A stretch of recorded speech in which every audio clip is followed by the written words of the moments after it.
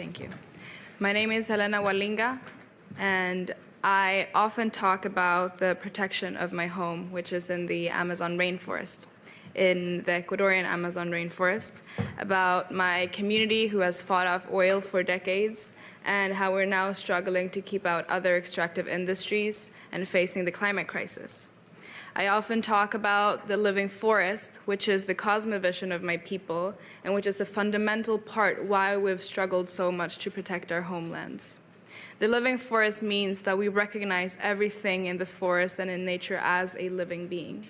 And currently we're also pushing for those to be recognized legally within our own country. What I do not often talk about is that I have another homeland, which is Finland. The home of my father, the country of 1,000 seas and 1,000 lakes, the country where beautiful old-growth forests exist, and also home to indigenous people, the Sami people. My father is a scientist, and when he was younger, he was also an activist, and he taught me about the importance of protecting these lands, the importance of protecting the forest and nature in this country too, an Arctic country. And even though these worlds seem incredibly different, and both culturally, socially, politically, economically, I believe that these sacred ecosystems are deeply interconnected. What is happening in the poles, unfortunately, does not stay in the poles. Because as the poles are melting, we can see that my other home country is being flooded by tremendous floods every year now. Just 3 years ago, my entire community was flooded and 80% of it was destroyed. We've still not been able to build up properly, but we are trying to. My family members lost their homes, we lost our crops, and this was also happening during the pandemic, so you can imagine what the impacts were on our community.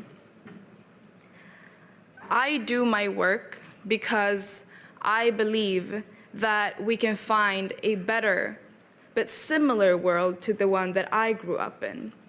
Because I still have vivid memories of running around both in the Finnish forest as I have running around in the Amazon rainforest.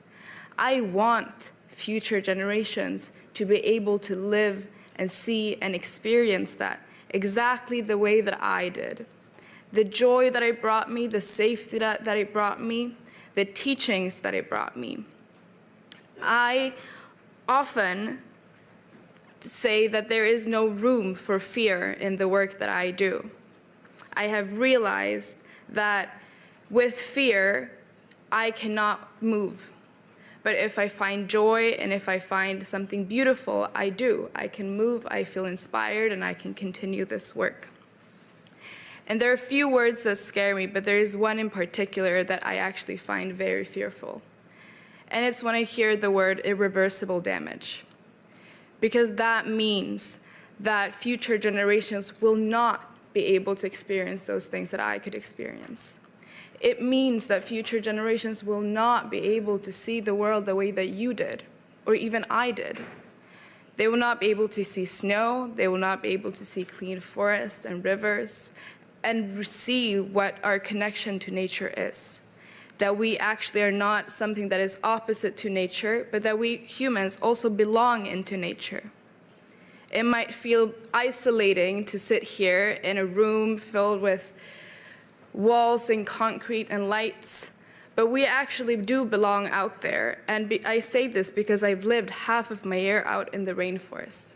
We still have traditional huts, we still live by fishing and hunting and growing our food in the forest. Our houses are made out of traditional huts, and when I am there, it feels like I am outside because I hear all the sounds of the rainforest at the same time.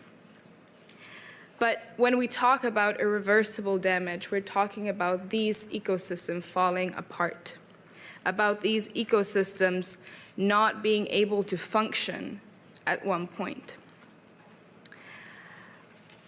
Many times people look to young people and look for hope, because young people have risen, because young people have said that enough is enough.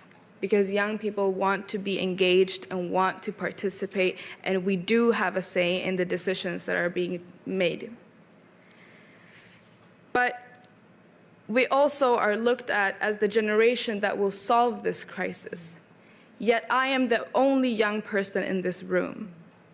And that leaves you to be the decision makers. That means that we will inherit a world and a legacy of your efforts and your ambitions. It means that it does still lay in your hands. So, I, speaking for my generation, say that we count on you to stand on our side and make the ambitions, to have the ambitions, and to do leave us the legacy that we deserve and need for our survival. Thank you.